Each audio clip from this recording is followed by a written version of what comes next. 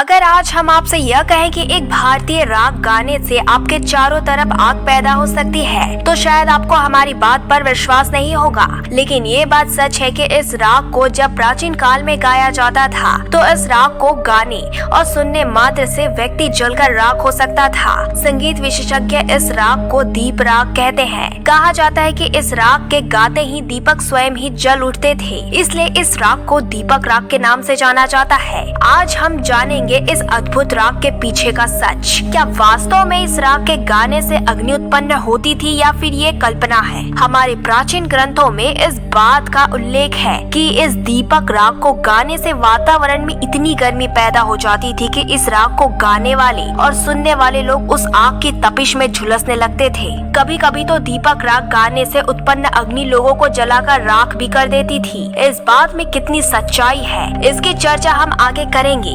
दीपक राग से जुड़ी एक कहानी बड़ी दिलचस्प और अविश्वसनीय किंतु सत्य है। हम आज जानेंगे कि इस राग ने सम्राट अकबर के दरबार के नवरत्नों में से एक गायक तानसेन को मौत के मुंह में कैसे पहुंचा दिया। यह बात उस समय की है जब तानसेन का अकबर के दरबार में एक विशेष स्थान था। उनकी सुरीली आवाज से पूरा राजमहल सदा गूंजता था।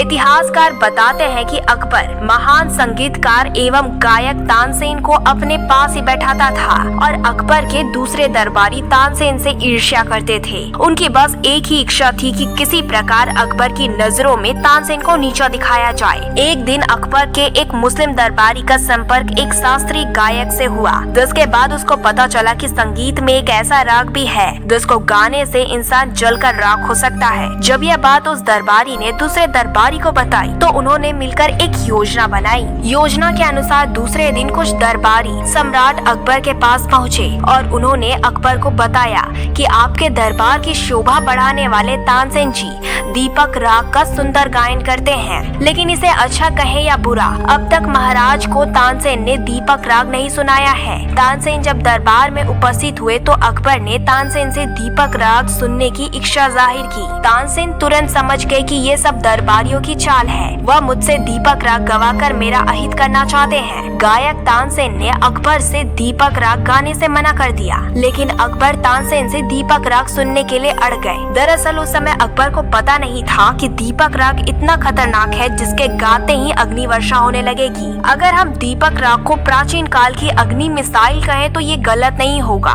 तानसेन अजीब दुविधा में फंस गए थे।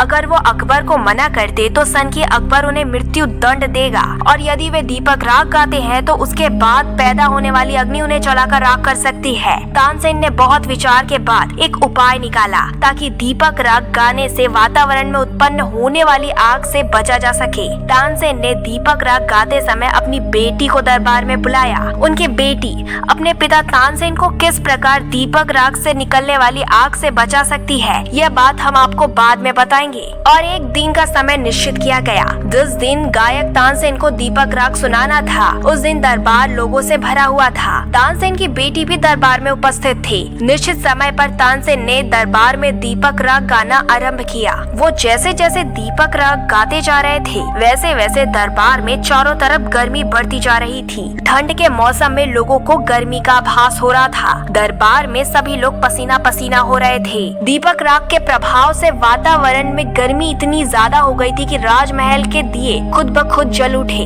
अकबर सहित दरबार के सभी लोग दीपक राग के गायन का चमत्कार देख आश्चर्यचकित रह गए। अब दीपक राग के गाने से चारों तरफ उत्पन्न आग की तपिश लोगों के लिए असहनीय हो रही थी। दरबारी दीपक राग के वातावरण में पैदा होने वाली गर्मी से बेचैन हो रहे थे। दीपक राग गाने वाले तानसेन के शरीर के अंदर भी अग्नि प्रज्वलित हो चुकी थी। तानसेन दीपक राग की आग में झुलसते जा रहे थे। उनका शरीर काला पड़ता जा रहा था कि तभी तानसेन की बेटी ने राग मेघ मल्हार गाना शुरू किया। कहा जाता है कि राग मेघ मल्हार गाने से वर्षा होने लगती है। जैसे ही तानसेन की बेटी ने राग मेघ मल्हार गाना शुरू किया, वैसे ही आसमान में बादल उमड़ने लगे और मूसलाधार बारिश होने लगी। मेघ मल्हार गाने से होने वाली वर्षा ने सारे वातावरण को शीतल कर दिया और इस दीपक राग के कारण जलते हुए तानसेन की जान बच गई। दरबार में तानसेन और उनकी बेटी की वाहवाही होने लगी। तानसेन से ईर्ष्या रखने वाले दरबारियों के मंसूबों पर राग मेघ मल्हार ने पानी फेर दिया। इतिहास साक्षी है कि भारतीय गीत संगीत की उत्पत्ति बहुत जप और तप के साथ हुई है। इसलिए हमें उसका चमत्कारिक प्रभाव देखने को मिलता है। कहा जाता है कि दीपक राग की उत्पत्ति भगवान शिव के मुख से हुई है।